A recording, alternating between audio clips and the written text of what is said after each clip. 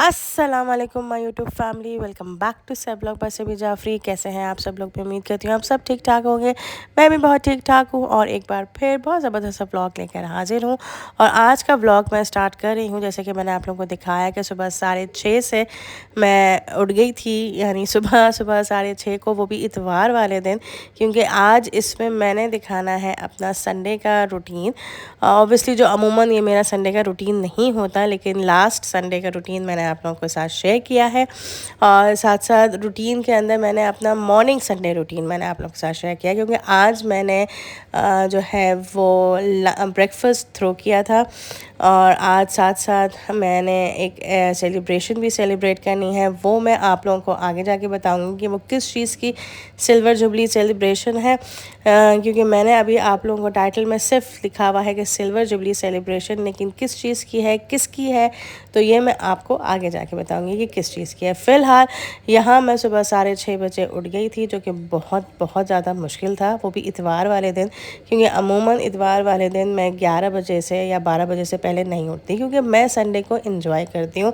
मैं उन में से नहीं हूँ, ऑब्वियसली मैं एज ए वर्किंग वूमेन हूँ। मैं सुबह 6 बजे रोज़ाना उठती हूँ, वीकडेज़ में सुबह 6 बजे उठती हूँ।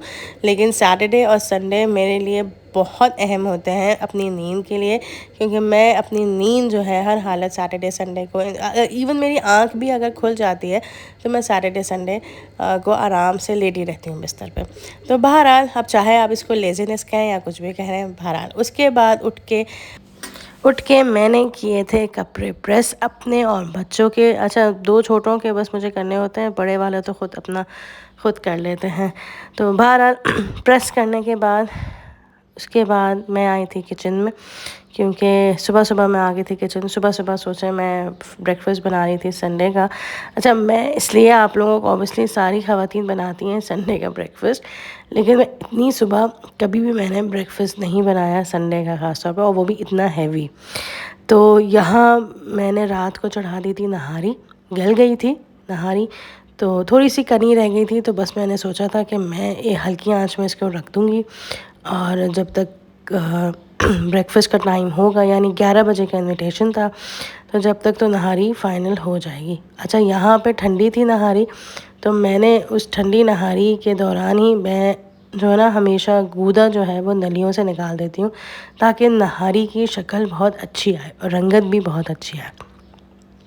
ये मेरी एक आदत समझ लें। आप लोग करते हो या नहीं करते हो मुझे नहीं मालूम, लेकिन मैं ये ज़रूर करती हूँ और इससे मुझे बहुत सेटिस्फेक्शन होती है। सबसे पहले तो सेटिस्फेक्शन ये होती है कि चलो नहारी का रंग अच्छा आ गया, यानी लुक अच्छा आ गया।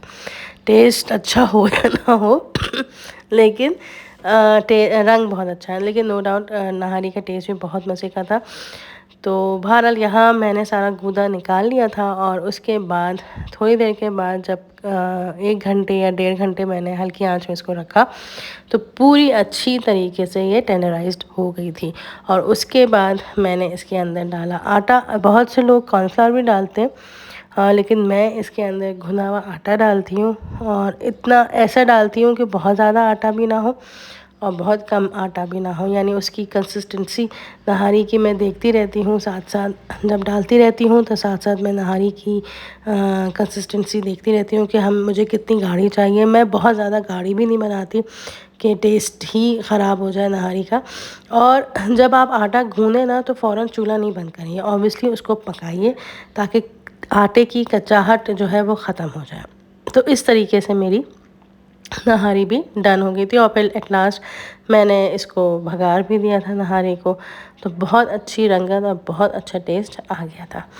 आवाज़ से आपको लग रहा होगा कि मेरी तबीयत अब भी ख़राब है। आई डोंट नो मेरा नज़ला खांसी क्यों नहीं जा रहा। मुझे तो लिटरली ऐसा लग रहा है कि मुझे कोविड ना हो गया मजाक के तौर पर, कि लिटरली ऐसी खांसी और ऐसा नज़ला हो रहा है कि समझ में नहीं आ रहा कि ख़त्म क्यों नहीं हो रहा। और मैं अपने ऊपर ज़्यादा दवाइयाँ और ज़्यादा जैसे कहते हैं कि टोटके आप करें कि आप स्टीम लें, आप विक्स के भपारे लें, सब कोई हर कोई कह रहा है, लेकिन आई डोंट नो उसको ना लेने की हिम्मत नहीं होती।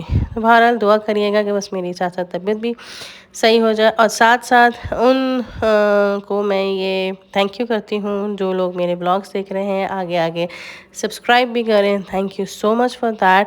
और बस जल्द से जल्द मुझे 2000 सब्सक्राइबर तक पहुँचा दीजिए, thank you so much for that. अच्छा जी, नहारी डन करने के बाद जो कि मैंने आधी कल पका ली थी, यानी एक दिन पहले बना ली थी, और आधी जो है फाइनलाइज जो है वो मैंने संडे की मॉर्निंग दी। और अब मैं साथ साथ बना रही थी आलू की तरकारी, यानी आलू छोले की तरकारी, जिसके साथ होती हैं पूरियाँ। लेकिन मैंने इसके साथ पूरियाँ नहीं रखी थी, मैंने इसके साथ रोगनी पराठे रखे थे। रोगनी पराठे होते हैं कि जिसके अंदर हम आटे के अंदर तेल या घी डालकर गूंथते हैं, और जब हम नॉर्मल रोटी बनाते हैं, छोटी छोटी रोटियां बनाते हैं, और उसके ऊपर हम तेल चिपड़ देते हैं, तो ये होती हैं रोगनी रोटियां। तो ये वाली रोटियां भी ऐसी तरकारी के साथ खाई जाए तो बहुत ही अच्छी लगती हैं। तो बहरहाल यहाँ तरकारी मैं बना रही थी दूसरे स्टाइल से। वो मैं अमूमन क्या करती हूँ, मैं नॉर्मल आलू और कलौंजी और सौंफ डाल के ना पानी में बॉईल कर देती हूँ। मैं अमूमन ये कर रही होती हूँ, लेकिन इस दफ़ा मैंने नॉर्मली प्याज, उसके अंदर ज़ीरा, सौंफ, कलौंजी डाल के फिर मैंने उसके अंदर आलू डाले, और आलू को अच्छी तरह मैंने उलट पुलट किया, भूना तो नहीं ऑब्वियसली, उलट पुलट किया। और फिर उसके बाद मैंने इसके अंदर नमक, मिर्च, हल्दी डाल दी। अच्छा, मिर्च मैंने लाल मिर्च डाली है, लेकिन मैं ये समझती हूँ कि अगर इसके अंदर कुटी मिर्च भी डालें तो वो भी शक्लन भी अच्छी होती है, और साथ साथ टेस्ट और दुबाला हो जाता है। तो और फिर उसके बाद अच्छी तरह उलट पुलट करके थोड़ा सा पानी मैंने इसके अंदर डाला ताकि आलू आपके गल जाए। और आलू गलने के बाद मैंने उबले हुए छोले इसके अंदर डाल दिए। अच्छा, आलूओं के अंदर आपको थोड़ी सी ग्रेवी रहने देना चाहिए, क्योंकि जब हम छोले डालते हैं तो वो पानी पूरा सक कर लेते हैं छोले। तो आपको इतना पानी पतला रखना चाहिए आलू की ग्रेवी कि जब आप छोले डालें तो आपको वो ड्राई ना हो जाए आपकी आलू की सब्ज़ी। यानी आपको थोड़ी सी ढीली ढाली सब्ज़ी बनाने के लिए थोड़ा सा पानी इतना डालना चाहिए ताकि छोले जब डलें तो वो जब भी ढीली ढाली ही सब्ज़ी लगे। तो बहरहाल ये बन गई थी मेरी आलू की तरकारी, यानी आलू छोले की तरकारी, साथ साथ नहारी, और साथ साथ मैंने बनवा लिए थे ऑमलेट्स। पहले मेरा इरादा था कि मैं अंडा घोटाला बनाऊंगी, लेकिन मैंने कहा नहीं, अंडा घोटाला में बहुत टाइम लग जाएगा। मैंने कहा जल्दी जल्दी ऑमलेट के अंडे फेंट दो, और उसके अंदर नमक, मिर्च और प्याज और टमाटर डाल दें, हरी मिर्च मैं नहीं डालती, और फिर मैंने ऑमलेट बना लिए थे। तो ये था नाश्ते में, और साथ साथ जो है जूस था, चाय थी, और हमारे शौहर ने आगे जाके जो है उन्होंने लस्सी बना ली थी। उन्होंने कहा क्योंकि गर्मी शुरू हो चुकी है, क्योंकि एट लास्ट मई के एंड में, यानी मई के एंड में नहीं, यानी मई की स्टार्टिंग में, यानी फर्स्ट वीक ऑफ मई में जो है यहाँ पे गर्मियाँ पड़ चुकी हैं पंजाब में। और पंजाब की सर्दियाँ जैसे होती हैं बहुत अच्छी, यानी बहुत पीक की सर्दी, और मुझे तो लिटरली सर्दियों में बहुत मज़ा आता है। लेकिन गर्मियाँ भी उतनी ही ख़राब होती हैं पंजाब की जितनी सर्दियाँ बहुत अच्छी होती हैं।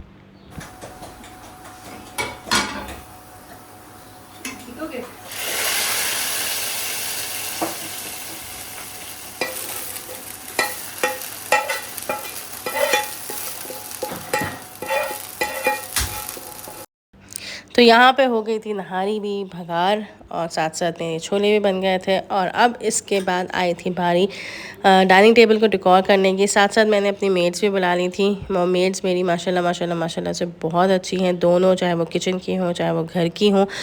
दोनों को मैंने संडे के दिन बुला लिया था और दोनों आ गई थी, तो काफ़ी अच्छा लगता है, क्योंकि ऑब्वियसली अल्लाह का लाख लाख शुक्र है, मैं तो माशाल्लाह कहती हूँ कि हर किसी को ऐसी मेड्स मिलें जो विदाउट एनी नखरा या विदाउट एनी झिक झिक पिक पिक कहें कि बाजी आपने संडे को भी बुला लिया, लेकिन मैं जब जब बुलाती हूँ वो आ जाती हैं।